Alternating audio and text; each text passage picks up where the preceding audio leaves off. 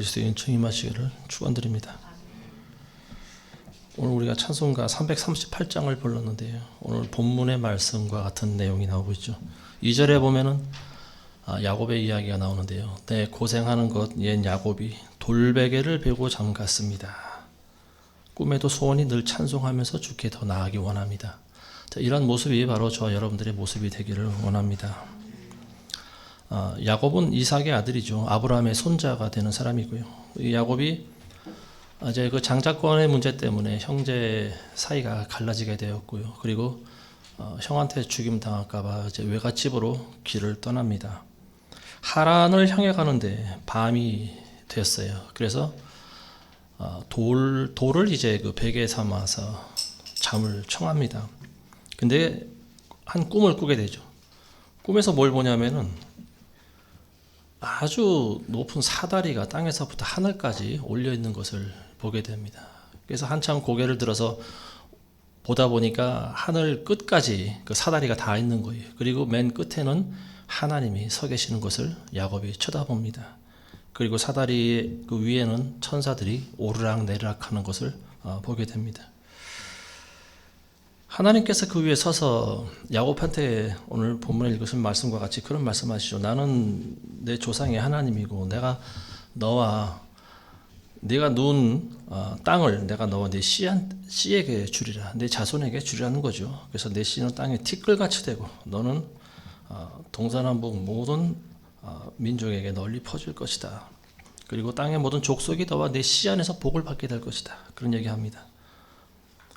이 하나님 말씀은 이제 그대로 성취가 되죠. 야곱은 이스라엘의 조상이라고 일컬어지는 사람인데요.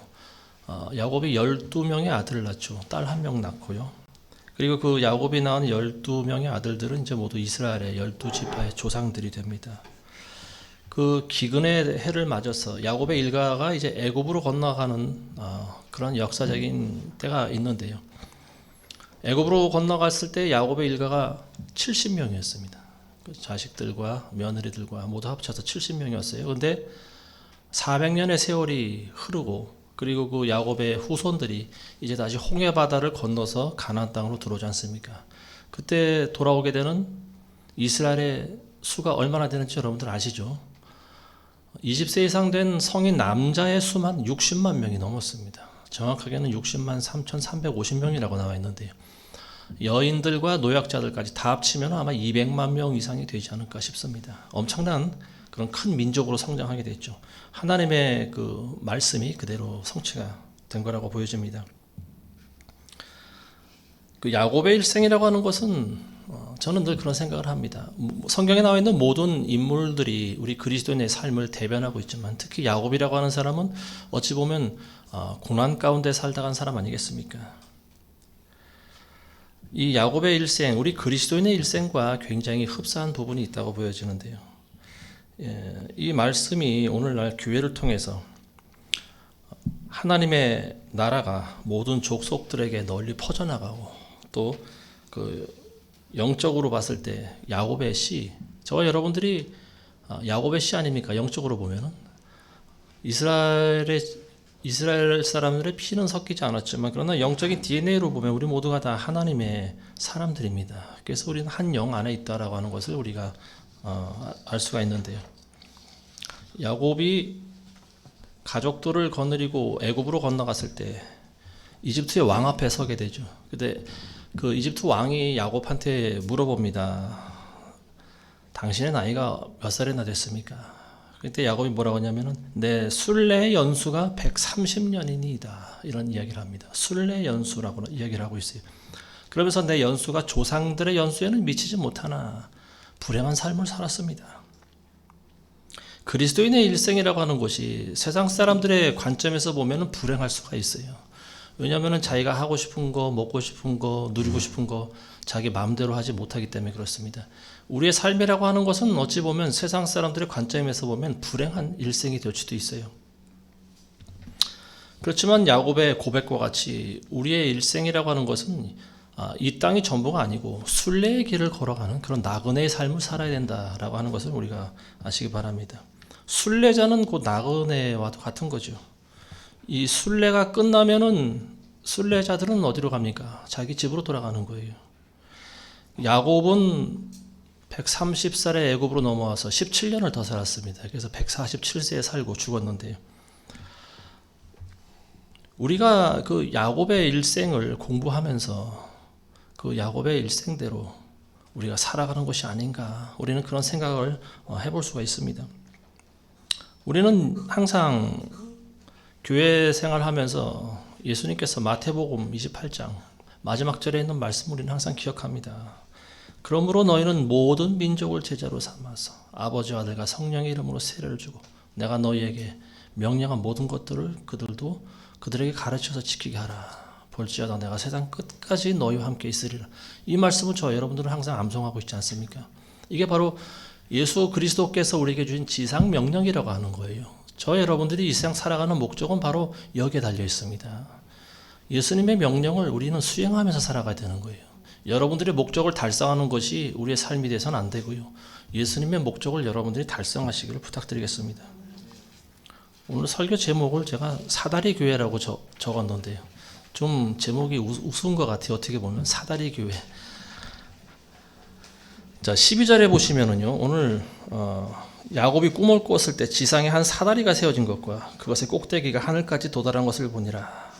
그리고 하나님의 천사들이 그것 위로 오르락내리락 하더라. 자, 여기서 이 사다리가 무엇일까? 사다리는 다름 아닌 바로 예수 그리스도를 상징한다라고 하는 것을 여러분들 아셔야 됩니다. 요한복음 1장 50절에 보면은 예수님께서 이런 말씀하십니다. 예수께서 대답하여 그에게 말씀하시기를 내가 너를 무화과나무 아래서 보았다고 하니 내가 믿느냐? 내가 이보다 더 큰 일들을 보리라. 또 그에게 말씀하시기를 진실로 진실로 내가 너희에게 말하노니 너희가 이후로는 하늘이 열리고 하나님의 천사들이 인자 위에 오르내리는 것을 보리라. 여기서 예수님이 말씀하신 장면이 야곱이 본 환상과 오버랩이 되죠. 야곱이 본 사다리라고 하는 것은 바로 예수님의 몸을 의미하고 있습니다. 예수님이 이 땅에 오셔서 사다리가 되셨다는 거예요.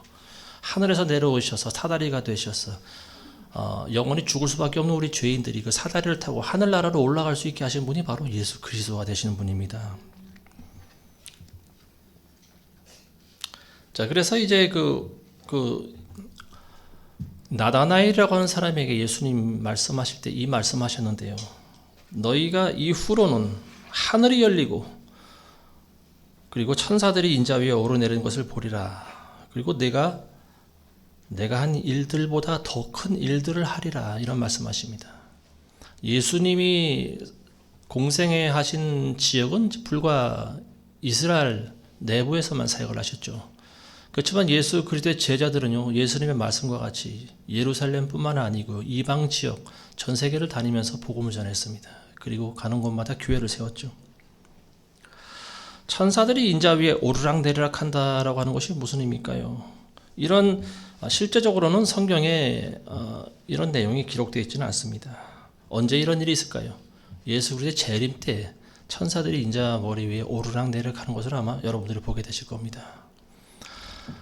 이사야서에 보면은 이사야가 소명을 받을 때 그 장면을 여러분들이 기억해 보시기 바랍니다. 하나님의 보좌 주변으로 스랍 천사들이 돌아다니면서 뭐라고 합니까? 날개로 날개짓하면서 날아다니면서 거룩하다, 거룩하다, 거룩하다. 하나님의 천사들이 하나님을 영원토록 찬양하고 있는 것을 우리가 보게 되는데요. 예수님의 재림 때도 이와 같은 일이 있을 거라는 겁니다. 예수님의 머리 주변으로 돌아다니는 천사들이 왜 없을까요? 예수님이 초림 때는 어린 양으로 오셨지만 예수님의 재림 때는 심판주로 오십니다. 만왕의 왕이요 만주의 주로 오십니다. 하늘과 땅의 모든 영광을 가지고 이 땅에 내려오실 텐데요. 그때는 많은 천사들이 예수님 주변에서 예수님을 찬양합니다. 그걸 예수님께서 말씀하고 계시는 거죠. 예수님께서는 스스로 사다리가 되신 분입니다. 그래서 죄악 많은 이 세상에 오셔서 저와 여러분들을 위해 피를 흘리시고 사다리가 되신 분이 바로 예수님이시죠. 우리 그리스도인의 일생이 바로 이 야곱의 일생과 굉장히 흡사한데요. 그 야곱이 꿈에서 봤을 때 사다리 위로 천사들이 오르락내리락 하는 것을 본다고 그랬어요. 야곱의 일생은 147년을 살아왔지만 장수했다고 좋은 것은 아니죠. 오죽하면 야곱이 자기 일생이 불행했다고 이야기를 하겠습니까? 젊었을 때 외삼촌한테 속죠. 많이 속죠. 품삯을 10번이나 이제 변개를 당하는데요. 그런가 하면은 또 속아서 또 장가도 잘못 가죠. 자기가 사랑하는 여인인 줄 알았더니 그 언니와 결혼하게 되고, 뭐 이런 일이 있고, 그리고 또 천신만고 끝에 고향으로 돌아가면서도 계속해서 어떤 자기 형이 자기를 죽이지 않을까, 대적들로 인해서 죽임 당할까봐 전전긍긍합니다. 그런가 하면 자기 딸 디나가 또 세겜 지역에 가서 또 못된 그런 폭행을 당하기도 하고요. 야곱의 마음 가운데 가장 큰 상처를 줬던 일은 아마 사랑하는 요셉이 죽은 줄 알았던 그 사건이 아닌가 싶습니다. 요셉은 형들의 시기로 애굽으로 이제 애굽의 노예로 팔려갔는데요. 그때 형들이 돌아와서 아버지 야곱에게 뭐라고 거짓말했냐면 짐승들이 물어 죽였다, 이렇게 거짓말을 했습니다. 야곱은 그 사실을 철저히 믿었죠. 그러면서 자기 머리털을 쥐어 뜯으면서 슬퍼했습니다. 자기가 가장 사랑하는 라헬이 낳은 자식이기 때문에 12아들 가운데서 가장 사랑하는 자식이 바로 요셉이었다라고 하는 거죠. 우리 인생도 보면은요, 굴곡을 탑니다. 올라간가 하면 또 내려오고 그래요. 천사들이 사다리 위에서 오르락 내리락 하는 것처럼 우리 인생도 영적인 눈으로 보면은 굴곡을 탑니다. 올라갈 때가 있는가 하면 또 내려올 때가 있는 거예요. 마치 롤러코스터를 타듯이 계속 반복되는 것이 우리 그리스도인의 일생이라고 하는 것을 우리가 알아야 됩니다. 비록 올라갔다 내려갔다는 일이 있지만, 그렇지만 여러분들이 사다리를 우리는 올라가야 됩니다. 조금씩이라도 위로 올라가는 거예요. 그게 우리 그리스도인의 삶이 되어야 됩니다. 그리고 그게 바로 성화의 삶이라고 하는 거죠. 우리는 사다리 밑으로 내려와서는 안 돼요. 사다리 밑으로 내려면은 우리 발에는 세상의 더러운 땅이 밟히게 되어 있습니다. 예수 그리스도를 믿는 크리스찬이라고 하면요, 사다리 위에 올라가 있어야 되는 거예요. 우리의 삶이라고 하는 것은 하늘을 향해서 올라갔다 내려갔다 반복을 하지만 계속 올라가야 되는 겁니다. 밑으로 내려가면 절대 안 되는 거예요. 동남아시아에 가면은 수상 가옥들이 많이 있습니다. 인도네시아나 베트남이나 태국이나 이런 곳에 가면은요, 강 주변에 강 주변에 말뚝을 박아놓고 집을 지어놓고 사는 사람들이 많이 있어요. 거기서 태어난 아이들은 거기서 자라나고 또 거기서 죽음을 맞이하는 그런 아이들도 있습니다. 그리스도인의 일생이라고 하는 것이 바로 이와 같은 거예요. 사다리 위에 올라가서 우리는 하늘로 올라가는 그런 삶을 살아가야 됩니다. 절대로 땅에 내려오면 안 되는 거예요. 예수님께서도 올라갔다 내려갔다 하신 분이죠. 내려왔다라고 하는 것은 예수님은 하늘에 계셨던 분입니다. 그래서 이 땅에 내려오신 분이고요. 그리고 더 아래로 내려가셨었죠. 지옥까지 갔다 오신 분입니다. 예수님께서는. 에베소서 4장 8절에서 10절에 보시면은요, 그가 위로 올라가실 때 사로잡힌 자를 사로잡아 갖고 사람들에게는 은사를 주셨다고 하셨느니라. 따라서 그가 올라가셨다고 하는 것은 그가 땅의 더 낮은 부분들로 먼저 내려가셨다는 것이 아니고 무엇이냐? 내려가셨던 그가 모든 하늘들 위로 올라가신 바로 그분이니 그가 모든 것을 충만케 하시려 함이니라. 여기서 내려가셨다라고 하는 것은 예수님께서 십자가에서 돌아가시고요, 이 땅 밑으로 내려가셨다라고 하는 거죠. 육체적으로 죽임을 당하셨었죠. 완전히 호흡이 정지한 상태였습니다. 심장이 멈추셨고, 그리고 실제로 예수님께서는 그렇게 되시려고 오신 거죠. 어린 양이 되시기 위해서, 죽음을 맞이하기 위해서 모든 피를 다 흘리시고 돌아가신 분이 바로 예수님이십니다. 예수님이 돌아가셨을 때 그 영혼이 어디로 가셨을까? 예수님의 영이 바로 이 땅 밑으로 아랫부분으로 내려가셨다라고 하는 것을 이야기하고 있습니다. 내려가셔서 무슨 일을 하셨을까요? 거기 감옥에 갇힌 영들에게 예수님께서 선포하시고 오셨죠. 그 영들이 어떤 영들인가? 노아 방주 때 죽은 영혼들이죠. 그들에게 말씀하시고 또 사로잡힌 자들을 또 데리고 올라오셨습니다. 그리고 본인이 원래 계셨던 하늘나라로 올라가신 분이 바로 예수님 아니겠습니까? 예수님께서는 내려오실 분이 원래는 아니셨죠. 내려오실 필요가 없는 분이셨습니다. 근데 왜 내려오셨을까요? 왜 이 죄악 많은 세상에 내려오셨을까요? 바로 저와 여러분들을 위해서 내려왔다라고 하는 것을 우리가 알아야 됩니다. 예수님께서 어떤 사역을 하실 때는 본인이 스스로 내려오셔야 된다라고 하는 것을 잘 알고 계신 분입니다. 우리 인간들과 같은 몸이 되시지 않고서는 우리 인간의 죄를 사하실 수가 없었기 때문에 그래요. 그래서 예수님께서는 높은 곳에서 아래로 내려오신 분입니다.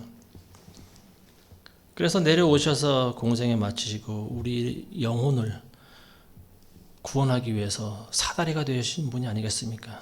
그리고 또 사로잡혀 있던 자들, 음부 가운데 있었던 그런 자들을 또 사로잡아 가지고 데리고 올라오신 분이 바로 예수님이십니다.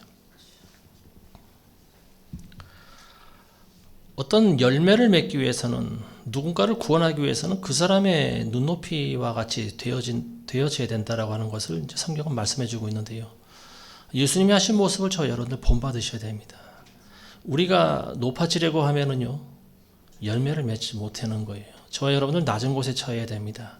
하나님의 은혜라고 하는 것은 낮은 곳에 임하게 되어 있어요. 여러분들이 낮아질 때 하나님의 일을 할 수가 있습니다.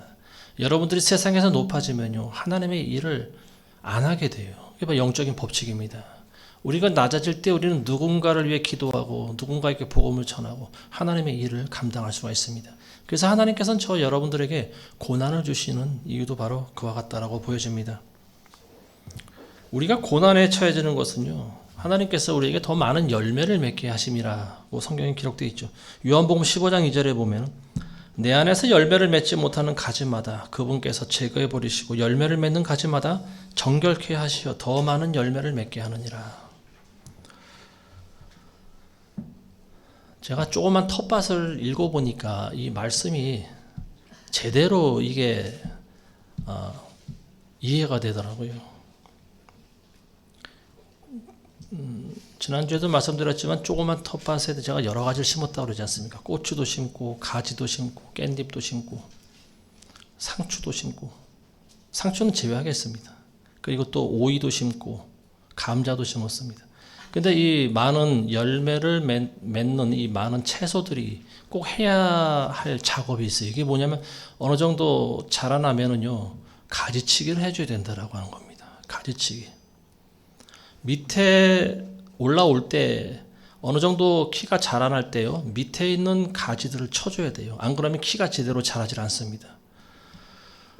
제가 많은 사람들의 그 농사 짓는 분들의 많은 그 내용을 제가 많이 봤는데요. 연구하고 나름대로 공부해 봤는데 그분들이 하는 공통된 부분이 바로 그거였어요. 밑에 있는 가지를 잘라줘야 된다. 그리고 싹을 잘라줘야 된다. 그리고 그렇게 해야만 이게 제대로 자라서 풍성한 열매를 맺게 된다라고 하는 겁니다. 자, 예수님께서 저와 여러분들을 가지로 보십니다. 열매를 여러분들이 맺게 하기 위해서는요, 불필요한 가지를 잘라내는 일을 하십니다. 여러분들은 열매를 맺는 가지가 되시기를 소망합니다. 어떤 가지들은 열매를 맺지 못하는 게 있어요. 그리고 그런 가지들은 열매가 맺어지기 전에 주인의 손에 의해서 잘려나가는 그런 가지들입니다. 우리가 그런 비참한 모습이 되어서는 안 되겠죠. 고난 가운데 있을 때는 우리가 굉장히 아프죠. 힘들어요. 눈물이 나요. 그렇지만 우리가 인내하고 기다리다 보면요, 어느새 우리에게 열매가 맺어지는 것을 여러분들이 알게 됩니다. 사다리 위에서 천사들이 오르락내리락 하는 것과 같이 우리 그리스도인의 일생이라고 하는 것도 그래요. 올라갈 때가 있고 내려갈 때가 있고 힘들 때가 있어요. 고통스러울 때가 있고 어두운 죽음의 터널과 같은 곳을 통과할 때가 있습니다. 그렇지만 인내하시다 보면요, 언젠간 하나님께서 다시 회복을 시켜주십니다. 자, 16절에 보시면 야곱이 잠에서 깨어 말하기를 진정으로 주께서 이곳에 계시는데 내가 알지 못하였다 하며 그가 두려워하며 말하기를 이곳이 얼마나 무서운 곳인가. 이곳은 다름 아닌 바로 하나님의 전이니 이곳은 하늘의 문이라 하였더라. 야곱이 꿈에서 사다리를 보고 천사들을 보고 그 위에 계신 하나님을 봅니다. 그리고 깨어납니다. 깨어나서 야곱이 거의 비명과도 같은 소리를 질렀어요. 외국 사람들은 놀라운 일을 당할 때 입에서 뭐라고 하는지 여러분들 아시죠? 오 마이 갓 그럽니다. 오 마이 갓. 오 나의 하나님이시여. 오 마이 갓. 외국 사람들은 이런 외마디 비명 소리에도 보면은 좀 복음적인 내용들이 숨어 있는 것 같아요. 우리는 육두문자가 나오죠. 한국 사람들은 욕을 하는데 외국인들은 오 마이 갓 그럽니다. 이게 굉장히 성경적이에요. 야곱이 잠에서 깨어나서 소스라치게 놀라면서 이야기합니다. 내가 몰랐구나. 이곳이 얼마나 무서운 곳인가. 이곳은 바로 다름 아닌 하나님의 전이니 이곳은 하늘의 문이다. 자기가 자고 있던 곳이 바로 하나님의 집이라고 하는 거예요. 그리고 여기가 하늘의 문이다. 굉장히 두려워합니다. 하나님이 계신 곳에 자기가 두 발 뻗고 잠을 자고 있었다라고 하는 사실이 굉장히 두려웠던 거예요.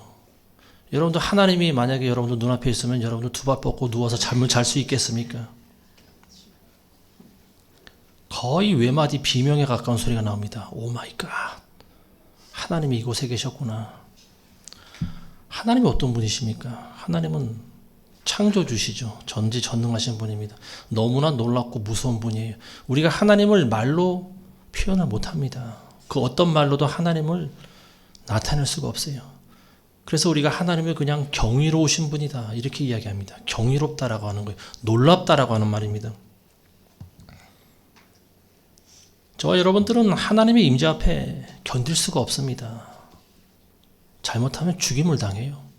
구약 성경에 나와 있는 많은 인물들이 하나님의 방문을 받고 심지어는 천사들의 방문을 받고도 놀라서 죽은 자처럼 되었다라고 하는 기록이 나옵니다. 예수님의 가장 애제자였던 사도 요한도 반모섬에 있을 때 예수님의 방문을 받고 어떻게 됐습니까? 놀라서 기절했죠. 그 자리에 쓰러져 있습니다. 나는 이제 죽었구나. 그들의 입에서 나오는 공통적인 말이 이겁니다. 나는 이제 죽었구나. 죄 많은 죄인이 거룩하신 하나님을 보았으니 나는 이제 죽었구나. 이런 고백이 여러분들 입에서 나와야 되지 않을까요? 하나님을 두려워하는 것이 성경에 보면요, 모든 지혜의 근본이라고 그랬어요. 하나님을 두려워하는 것에서부터 신앙이 시작됩니다. 그리고 하나님을 두려워하는 것에서부터 예배가 되는 거예요. 하나님을 두려워하지 않는 사람이 아무리 예배를 드려도 하나님께서는 그 예배를 받지 않습니다. 하나님을 두려워하는 것은 우리 인간의 기본이에요. 신앙인의 기본 베이스가 바로 하나님을 경외하는 마음입니다. 이게 없으면 진정한 예배를 드릴 수가 없다라고 하는 거예요. 근데 오늘날 세상 교회라든지 사역자들을 보면요, 하나님을 두려워하는 그런 모습이 별로 보이질 않는 것 같아요. 제가 늘 말하지만 어떤 정치적인 욕심이 있는 목사가 있지 않습니까? 요즘 들어서는 그쪽 채널은 제가 들여다가 보지도 않는데요. 근데 보니까 또 자기들끼리 막 많이 싸우는 것 같아요. 근데 지금은 점점 그 어떤 신성모독의 정도가 더 진해지고 있는 것 같아요. 하나님께서 더 그를 그냥 놔두고 있는 것 같습니다. 그런 말도 했다고 그러잖아요. 자기 아들에 대해서 독생자라고 하는 표현까지 썼다고 합니다. 자기 아들이 독생자면 자기는 뭐가 되는 거죠? 자기가 하나님이 되는 거 아니겠습니까? 이제 이런 입에 담기도 싫은 그런 담을 수 없는 그런 신성모독적인 말을 서슴지 않고 하고 있는 사람이 있습니다. 하나님을 두려워하는 마음이 없는 거예요. 몇 년 전에 이미 저는 그걸 깨달았어요. 그분이 하는 말을 듣고. 그분이 아무리 농담이라고 해도 해서는 안 될 말들을 너무나 거침없이 해야 돼요. 하나님을 두려워하는 사람들이 과연 어떻게 그런 말을 할 수 있을까요? 아무리 농담이라도요. 어떤 농담이라도 사역자는 해서는 안 되는 거예요. 사석에서는 모르지만 그런 공식적인 자리에서 농담 같은 걸 어떻게 합니까? 그 사람이 추구하는 것이 눈에 보이지 않습니까? 정치적인 야망과 그리고 돈이에요, 돈. 세상 명예죠. 권력욕이죠. 목사가 절대적으로 멀리 해야 될 부분들을 다 갖추고 있어요. 저는 목사가 아니라고 봅니다. 근데 지금 안타까운 게 뭐냐면은 많은 사람들이 그 밑에 몰려들어 있어요. 근데 분별하고 나오는 사람들은 그나마 괜찮은데 그 밑에서 뭔가 한 자리 하려고 계속 추종하고 따라다니고 신격화하는 사람들이 있습니다. 이제 여러분들 보시기 바랍니다. 이제 좀 시간 더 지나면 자기가 아마도 하나님이라고 그럴 거예요. 대놓고. 교주라고 하는 사람들이 다 그와 같은 과정을 거칩니다. 처음에는 자기가 하나님의 종이라고 그래요. 그 다음에는 자기가 하나님의 대리자고 자기가 선지자고 점점 위로 올라갑니다. 나중엔 자기가 하나님이라고 그러는 거예요. 전 세계에서 가장 큰 거대한 교단을 만든다고 이야기를 하고 또 많은 또 무슨 당, 무슨 기독당, 무슨 이게 세상 사람들이 하는 일이죠. 목사가 할 짓이 아닙니다. 그 사람이 어떤 사람인가 알기 위해서는 그 사람이 하는 말을 들어보면 알아요. 예수님께서 하신 말씀이죠. 그 사람 안에 가득한 것이 입으로 나오는 거예요. 그 사람 안에 돈을 좋아하고 명예를 좋아하고 권력을 좋아하고 그러다 보니까 그런 말만 하는 거죠. 굉장히 무서운 일입니다. 이런 사람들을 성경에서 뭐라고 하냐? 거짓 선지자라고 합니다. 거짓 선지자의 미혹을 너희는 주의하라.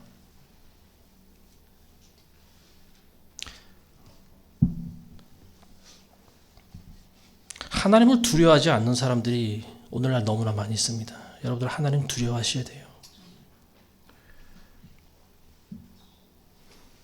야곱은 꿈에서 깨어나서 자기가 하나님 전에서 두 발 뻗고 잔 거에 대해서 굉장히 두려워했습니다. 어찌할 바를 몰랐어요. 그리고 자기가 잠을 잤던 그 장소를 뭐라고 했냐? 베델이라고 불렀습니다. 베델. 베델은 하나님의 집이라고 하는 말입니다. 베트라고 하는 말이 집이에요. 엘은 하나님을 말하는 거고 하나님의 집을 베델이라고 합니다. 이게 바로 오늘날 교회죠. 그래서 야곱이 서운하지 않습니까? 하나님께 모든 소득의 11조를 드리겠다고. 여러분들 교회에 모여서 예배하실 때 야곱과 같은 그런 마음을 가지신 적 있습니까? 혹시? 얼마나 이곳이 무섭고 두려운 곳인가? 어떤 성경에는 이곳이 얼마나 섬뜩한 곳인가 이런 표현을 쓰고 있어요. dreadful이라고 하는 단어를 쓰고 있는데 이게 뭐냐면 섬뜩하다라고 하는 거예요. 우리가 어제 교회기 영화나 무슨 귀신의 집 같은데 어릴 때 들어가면은 섬뜩한 느낌을 느끼지 않습니까? 이게 바로 그런 단어예요. 이곳이 바로 이 교회가 바로 그런 곳이 되어야 된다라고 하는 말입니다. 여러분들 눈에 지금 하나님의 모습이 보이질 않죠. 왜냐하면 하나님께서는 눈에 보이시는 분이 아니기 때문에 그렇습니다. 그렇지만 이스라엘 백성들은 하나님의 임재를 눈으로 봤습니다. 낮에는 불기둥으로, 낮에는 구름 기둥으로, 밤에는 불기둥으로 하나님의 임재를 눈으로 본 백성들이에요. 여러분들 지금 이 순간에 예배 드리시면서 하나님의 임재 가운데 있다라고 하면요, 여러분들 두렵고 떨리는 마음으로 예배를 드릴 겁니다. 하나님의 불기둥이 지금 눈앞에 보이는데 어떻게 여러분들이 예배 드리면서 졸 수가 있습니까? 졸음이 올 것 같아요. 하나님 앞에 있는데. 하나님 앞에서도 졸 수 있는 사람은 그건 굉장히 대단한 사람입니다. 하나님께서 지금 불꽃 같은 눈동자로 여러분들의 마음을, 여러분들의 중심을 지금 찔러보고 계시는데 어떻게 여러분들의 마음속에 죄악을 품으면서 하나님께 예배할 수가 있겠습니까? 어떻게 남을 용서하지 않은 마음 가지고 내가 하나님께 용서해달라고 하나님의 자비와 긍휼을 바랄 수가 있겠어요?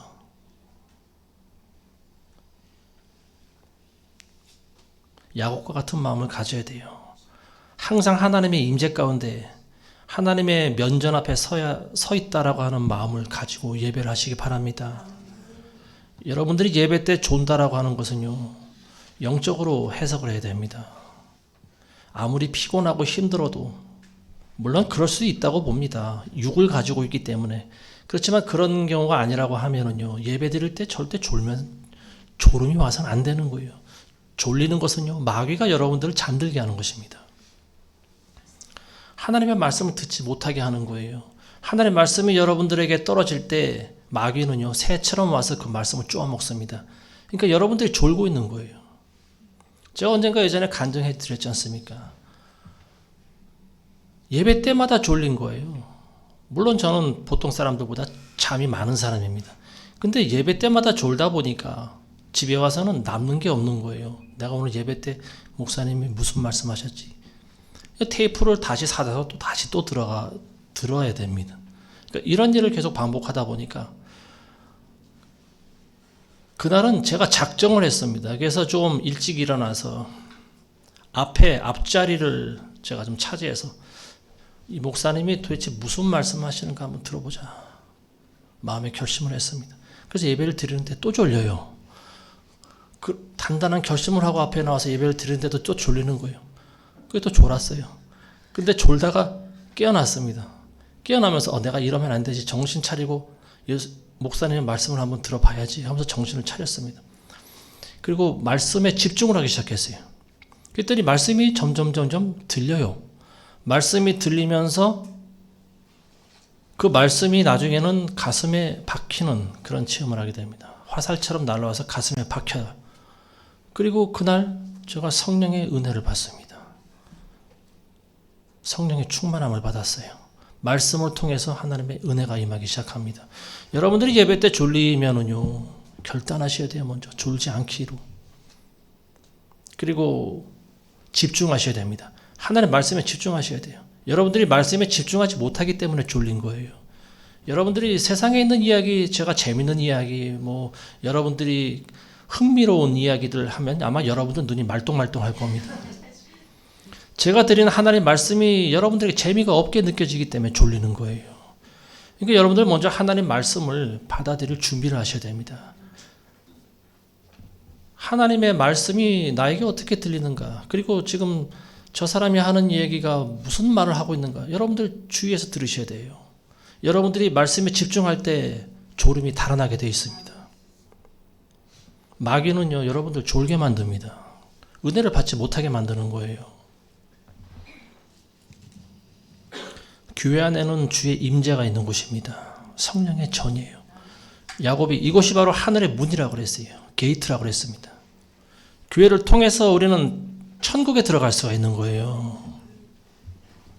여러분들 성령이 있는 사람들마다 하나님의 성전이라고 그랬습니다. 그 하나님의 성전들이 모여서 예배하는 곳이 바로 교회예요. 신약시대는 교회를 통해서 일하십니다. 성령께서 교회를 통해서 복음이 전파되게 하시고 하나님의 사람들을 만드시고요. 그리고 하늘나라가 전파되게 하십니다. 여러분들 주변에 있는 사람들, 같이 예배드리는 사람들 여러분들 함부로 대하지 마시기 바랍니다. 하나님의 성령이 있는 사람들이기 때문에 그래요. 그래서 그 사람들 우리가 함부로 대하거나 상처를 주거나 하는 말을 해서는 안 됩니다. 성경에는 서로 존경하고 종노릇하라고 그랬어요. 상대방을 존경하는 거예요. 나보다 낮게 여기는 거예요. 예수님께서는 형제 사랑하기를 내가 너희를 사랑한 것처럼 사랑하라고 그랬어요. 여러분들 같은 그리스도의 지체를 사랑하시기 바랍니다. 이곳이 바로 하나님의 집이에요. 여기 하나님의 임재가 있고요. 여기가 바로 성령의 전입니다. 그리고 하늘의 문이에요. 하늘나라 들어갈 수 있는 대문이에요. 대문. 과거 유대인들이 공회에서 쫓겨나는 것을 죽는 것보다 두려워했어요. 왜냐하면 공회에서 쫓겨나간다라고 하는 것은 곧 하나님으로부터 버림받는 것을 상징하기 때문에 그렇습니다. 제가 아는 교회는 모든 성도들에게 서약서를 쓰게 한 그런 교회가 있습니다. 지하로 숨으면서 그동안 많은 성도들한테, 많은 교인들한테 아마 시달림을 많이 받으셨던 것 같아요. 그리고 오랫동안 교회를 나오셨던 분들도 교회의 중요성에 대해서 잘 모르고 계시는 분들이 많이 있었기 때문에 그 목사님이 그런 행동을 한 것이라고 보여집니다. 서약서를 쓰게 만들었어요. 죽을 때까지 여러분들이 이 교회에서 떠나면 안 됩니다. 납득할 만한 사유가 없이 교회를 함부로 떠나는 사람들은 있을 수가 없습니다. 이런 식의 서약서를 쓰게 하신 것 같아요. 근데 어쨌든 많은 성도들이 그 목사님의 권유에 따라서 서약서를 쓰고 그 교회를 다니고 있습니다. 이런 저희 교회도 서약서를 쓰게는 하고 있지만 어쨌든 이런 것들을 통해서 여러분들이 교회에 대한 중요성을 더 많이 알라고 하는 겁니다. 교회라고 하는 것이 구멍가게가 아니잖아요. 아무 때나 들어왔다가 아무 때나 나가고 마음에 안 들면 아무 때나 나가고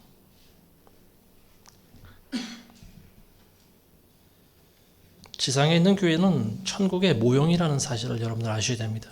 물론 모든 교회가 다 그렇지는 않겠죠. 지금은 배교한 교회도 많이 있고 그렇기 때문에 교회 권위가 지금 떨어져 있죠. 십자가만 걸어놨다고 사실은 다 교회는 아니에요. 그렇지만 성령의 임재가 있는 그런 진짜 교회, 하나님이 기뻐하시는, 하나님께서 받으시는 예배자들이 모여있는 그런 교회, 이런 교회를 지금 얘기하고 있는 거예요. 그런 교회에서조차 교회 생활을 제대로 하지 못하고 실패한다라고 하면요, 그 사람은 천국에 들어갈 확률이 적은 사람이다라고 보여집니다.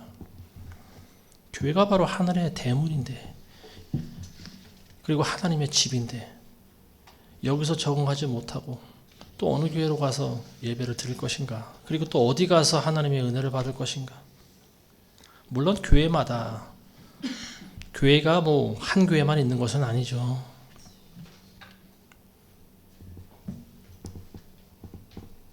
야곱의 말에 저와 여러분들은 유의하셔야 됩니다. 바로 이곳이 하나님의 집이구나. 바로 여기가 하나님의 하늘나라 올라갈 수 있는 대문이었네.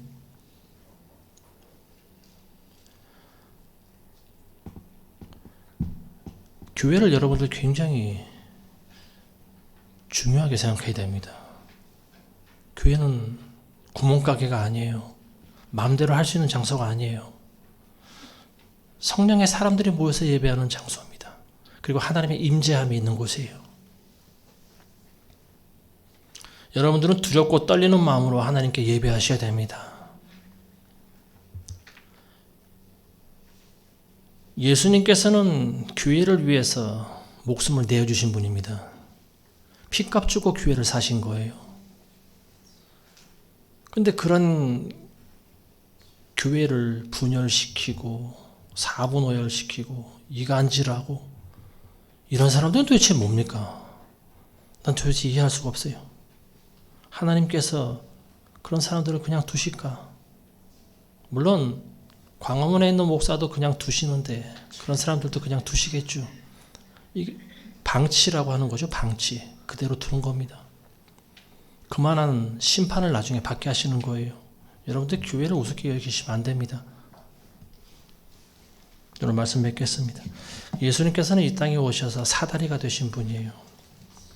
저와 여러분들은 사다리 없이는 절대로 하늘나라에 올라갈 수가 없습니다. 근데 오늘날 보면은 사다리 없이도 하늘나라 갈 수 있다고 생각하는 사람들이 많이 있는 것 같아요. 자기네들이 스스로 사다리가 되고 아니면 썩은 동아줄도 사다리라고 믿고 줄기차게 올라가는 사람들도 있는 것 같습니다. 그리스도인의 일생이라고 하는 것은 야곱이 본 그러한 사다리 위에서 살아가는 삶이 되어야 됩니다. 오르락내리락 하면서 우리는 하나님 계신 곳까지 올라가야 되는 거예요. 교회가 하늘에 닿아 있지 않고 그 사다리가 쓰러져 있으면 천국에 올라갈 수가 없습니다. 그런 교회가 오늘 너무나 많이 있어요. 사다리가 땅에 떨어져 있어요. 하늘에 닿아 있지 않고 땅에 있어요. 그런 교회는 그리스도의 임재가 없는 교회죠. 예수님이 사다리가 되지 않은 그런 교회, 곧 이 땅의 교회죠. 땅에서만 모든 것을 만족하고 추구하는 그런 교회죠. 많은 크리스찬들이 썬데이 크리스찬이라고 하지 않습니까? 미국의 어느 조사에 보면 한 80% 넘는 사람들이 썬데이 크리스찬이라는 거예요. 주일날만 양복으로 갈아입고 성경책 끼고 와서 예배 드리고, 예배 끝나면 어떻게 해요? 집으로 돌아가서 옷을 갈아입죠. 양복을 옷걸이에 넣어서 장롱 속에 집어넣을 때 믿음도 같이 집어넣는 거예요. 성경책을 내팽개칠 때 그들의 믿음도 같이 팽개쳐버리는 거예요. 일주일 동안 자기 마음대로 살아갑니다. 신나게 살아가요. 그리고 주일날 되면 다시 또 양복을 꺼내 입고 내팽개쳤던 성경책을 옆에 끼고 교회로 오는 거죠. 이게 바로 썬데이 크리스찬이에요. 우리 일생이라고 하는 것은 야곱의 일생을 닮아가야 돼요. 순례자의 길이 되어야 됩니다. 야곱이 애고방 앞에 섰을 때 그렇게 이야기를 합니다. 내 일생이 순례자의 길의 삶이 130년입니다. 그렇지만 그게 짧다고 그랬어요. 자기 조상들의 연수에 비하면 짧다고 그랬어요. 130년. 여러분들 130년 살 수 자신 있는 사람이 있습니까? 야곱이 147세를 살아서도 짧다고 표현했는데 우리 인생이라고 하는 것이 얼마나 더 짧겠습니까? 우리의 일생이 70이요 강건하면 80이라고 나와 있는데 요즘은 뭐 100살까지는 사는 것 같아요. 130살까지는 근데 살기가 쉽지 않지 않습니까? 100살을 살든 200살을 살든 어쨌든 우리의 일생이라고 하는 것은 찰나예요. 눈 깜짝할 사이에 지나가는 것이 우리 인생이라고 하는 거죠. 근데 그 짧은 세월을 살면서 많은 사람들이 대문을 찾지 못해요. 문을 찾지 못해요. 하늘의 대문을 찾지 못합니다. 예수님을 만나지 못하는 거예요. 나는 양의 문이라고 그랬어요. 예수님이 곧 문이 되신 분 아니겠습니까? 예수님은 사다리가 되신 분이에요. 예수님을 밟고 올라가야 됩니다. 예수님을 통해서 우리는 하늘나라 올라가야 되는 거예요. 어떤 사람들은 사다리 위에서 멈춰 있는 사람이 있어요. 올라가질 않아요. 끝까지 올라가질 않아요. 올라갔다 내려갔다만 반복하는 사람들이 있어요. 어떤 사람들은 올라갔다가 또 땅으로 내려옵니다. 넓은 길로 가요. 믿음 생활 한다고 하는 사람들도 교회 와서 얼마나 그릇된 그런 신앙생활 하는 사람들이 많은지 몰라요.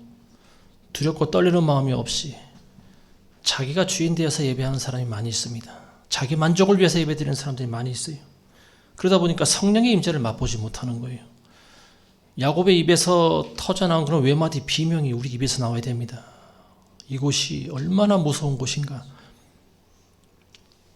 여기가 바로 하나님의 집이고 여기가 하나님의 대문이었구나. 하늘나라의 대문이었구나. 이런 고백이 나오셔야 됩니다. 그런 임재함 없이 우리가 어떻게 예배를 할 수가 있겠어요? 여러분들의 믿음을 날마다 점검하시기 바랍니다. 예수님의 지상명령을 항상 기억하시고요. 지금 이 순간에도 지옥으로 떨어지고 있는 영혼들이 있다라고 하는 것을 기억하시기 바랍니다. 아무쪼록 한 주간도 여러분들이 사다리신 예수님의 몸을 밟고 천국에 더 가까이 나아가게 되시길 주님의 이름으로 축원합니다. 기도하겠습니다. 거룩하신 아버지 하나님, 야곱의 고백과 같이 우리가 아버지 앞에 나와 예배할 때마다 이것이 바로 하나님의 집이며 하늘나라의 대문이라는 사실을 깨닫게 도와주옵소서. 날마다 성령의 임재하심이 있는 그런 예배가 되게 도와주시옵소서. 예수님의 이름으로 기도드리옵나이다. 아멘.